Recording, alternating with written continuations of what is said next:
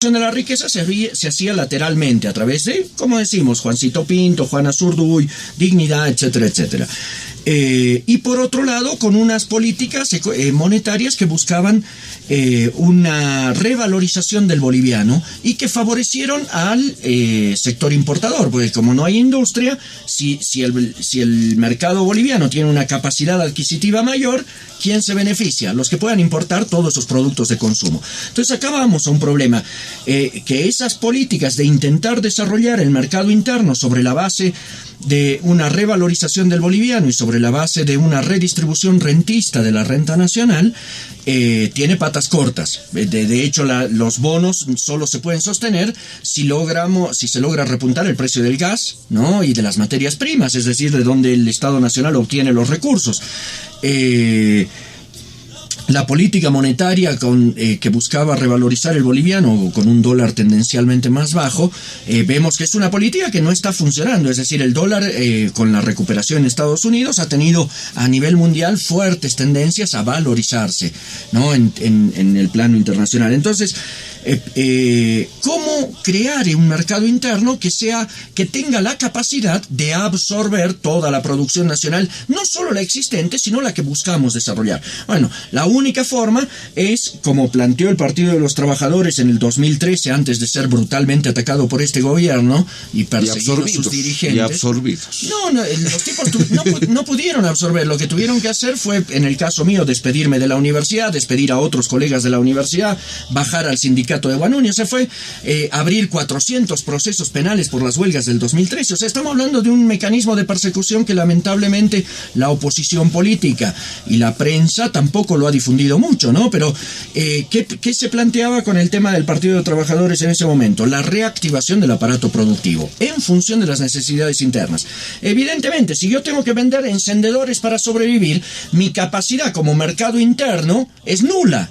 ¿Se entiende? Ahora, si el Estado es capaz de crear industrias, de industrializar nuestros recursos naturales, de dotar de valor agregado al estaño, al zinc, al petróleo, al gas, etcétera, etcétera, evidentemente yo, en vez de vender encendedores para sobrevivir y alimentar a mi familia, voy a tener la posibilidad de obtener un trabajo digno, con un salario relativamente digno, que me permita comprar productos nacionales que producen otros compañeros textileros, joyeros, etcétera, etcétera. Pero es un proceso, ¿no te parece? Bueno, pero ¿a qué voy con esto? Que es una política de conjunto.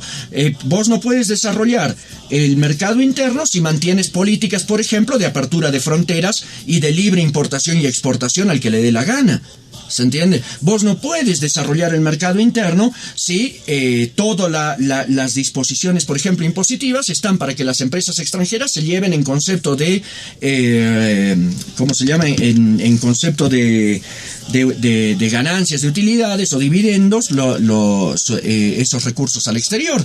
¿Se entiende? Ahí Rolando Jordán hizo un muy buen estudio sobre cómo las empresas mineras sacaban dinero del país por flexibilidades impositivas que se mantienen, ¿no? Es decir, el gobierno del MAS ha mantenido las reglas de juego impositivas de los gobiernos neoliberales.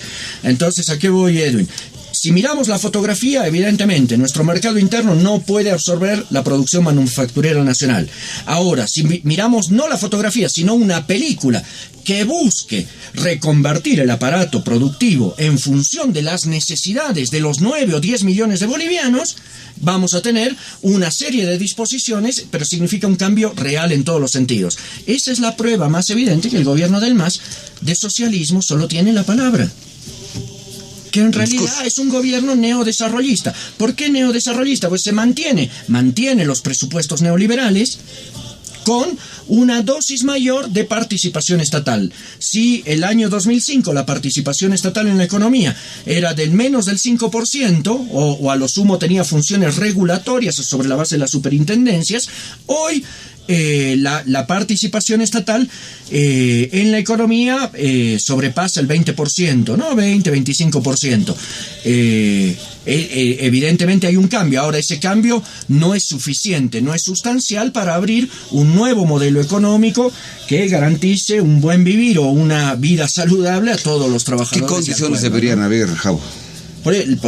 Yo lo que te decía, las condiciones son que hay que reconvertir todo ese aparato productivo. ¿Cómo lo reconvertimos? Evidentemente, desde mi punto de vista, hay que darle más poder y más peso a los trabajadores. El único sujeto social que está en condiciones de velar por los intereses nacionales es una participación en la economía y en la política mayor de los trabajadores. Resumiendo, caso Anatex. Se necesita que el Estado financie lo que ha desfinanciado, lo que ha descapitalizado, y se dé la administración colectiva a los trabajadores de Natex. Segundo, hay que derogar todas las disposiciones laborales violatorias de los derechos laborales. Por ejemplo, Estatuto del Funcionario Público. Por ejemplo, ni hablar del decreto 2765, ni hablar de los artículos que permiten la flexibilización laboral en la Ley de Inversiones Extranjeras, herencia neoliberal mantenida por este gobierno. Entonces, son una serie de disposiciones, una serie de normas que permitan que los trabajadores empiecen a cumplir un rol destacado en la economía. Gracias, Javo. Licenciado Víctor Hugo, cuando vemos, por ejemplo, la realidad que de alguna manera se le enfocaba a Javo y Javo nos daba una cierta respuesta. Por ejemplo, cuando vemos en el caso de Marcos Iberklein, y había comentarios que decíamos fuera de micrófonos, ¿no? De que se le había llegado a cancelar. Y es más, de que, por ejemplo, no se lo llegó a cancelar de la empresa, más bien se lo cargó con los que tenía que pagar los seguros sociales que se tenía que dar a los trabajadores. Y es más, incluso porque había habido una especie de cierto juego que se manejaba en ese momento, porque, por ejemplo, no había mercado, lo que usted decía. O sea, entonces se lleva a Cuba, Venezuela, no se los llegó a pagar. Entonces Iberklein, ¿qué hizo, no? Como empresario dijo, bueno, un poco aquí no hay mercado, se está cerrando las puertas, lo paso a lo que es el Estado, ¿no? Y el Estado dijo, bueno, lo agarramos el mercado, pero puso, por ejemplo, a los hermanos Morales a la cabeza como administradores. Y volvemos al hecho, ¿no? Zapatero a tu zapato. Lastimosamente no daba las pretensiones de ser empresarios para poder manejar una empresa de ese nivel. Y el segundo punto, cuando hablamos, por ejemplo, de que ese mercado se iba cerrando, ¿no? Y llega un momento en que ya hace una semana se determinó hacerle un proceso judicial a Iberklein, y no simplemente él, sino a su familia. ¿Por qué? Porque había un enriquecimiento ilícito. Y este empresario, creo que no se encuentra acá, si no me equivoco, está en Perú, no sé en qué país, hizo su declaración y después dijo que no se le había cancelado nada. Su criterio, licenciado Carlos. Javo dijo una cosa que lo quiero subrayar. El gobierno actual vive de la herencia neoliberal. ¿Qué quiere decir eso? Que está beneficiándose de lo que el pasado le dejó. Yo quiero ponerle un dato. Los ingresos del país hoy, para los bonos y para muchas otras cosas, vienen por el gas, el famoso IDH. Y el IDH y el tema del gas, a este gobierno le tocó la época de la cosecha, no la siembra. La siembra la hicieron gobiernos anteriores. Comenzó desde la época del general Banzer, el primer gobierno del coronel Banzer, 71-72, cuando con Geisel en Brasil empezaron las primeras negociaciones. Diversos gobiernos prosiguieron esos trabajos hasta que se cesó el acuerdo con Brasil y con Argentina. Pero el precio por barril de petróleo nunca había pasado los $20. Año 99 estaba a $10. Exactamente. Nunca pasó los $20. Entra Evo Morales, entra el MAS, y justo los dioses del mundo se reúnen y deciden subir el precio del petróleo. A este gobierno le tocó la subida del precio del petróleo. Pasó $100. Claro, lindo es gobernar con altos ingresos. Porque tenía bastante dinero, no se preocupó para nada qué es gobernar, qué es política manufacturera, qué es industrialización, qué es educación, qué es salud, cómo podemos consumir lo que producimos, cómo industrializar el país. Eso no se preocuparon.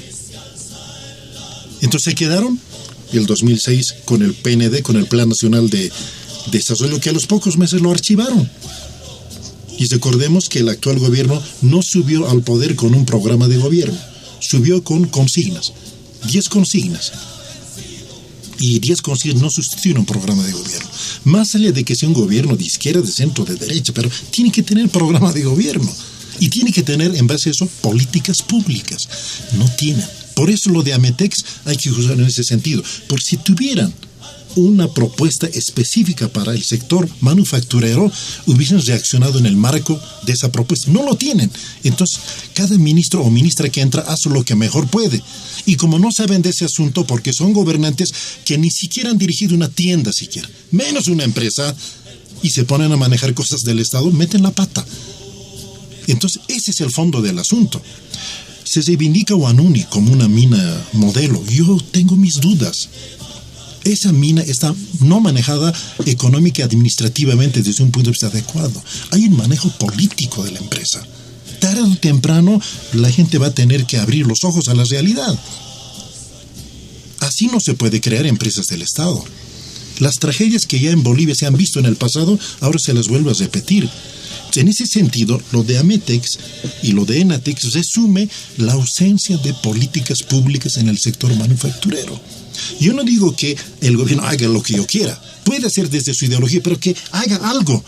El gobierno está para gobernar. Vietnam ha encarado las manufacturas de una forma, China de otra forma, Singapur de otra forma. Cada país tiene el derecho de darle su estilo propio al gobierno, que lo haga, pero que haga. Lo que no hace es no hacer nada, es discurso, palabra. Y quien habla lo ataca, lo insulta, lo agrede. No tienen más tiempo para jugar partidos de fulbito, para discursar, para ser reelectos permanentemente, pero en este tema ya ha costado casi 1,000 trabajadores. Huanuni va a ser mucho más. Ya se anuncia si Ecobol va a seguir o no va a seguir.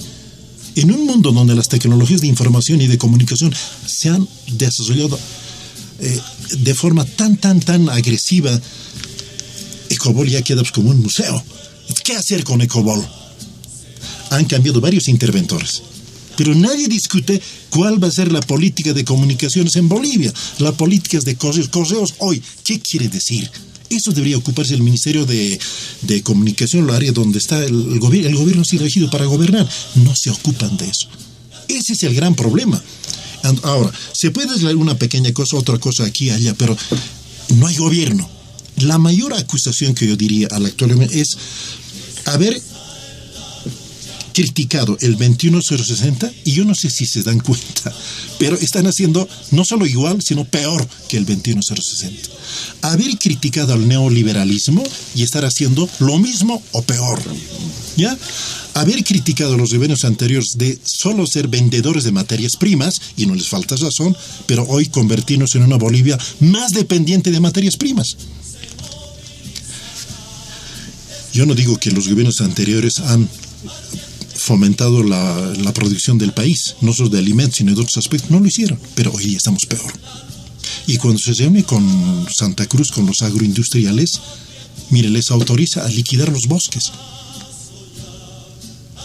Tantos millones de hectáreas, y un gobierno que dice defender el medio ambiente.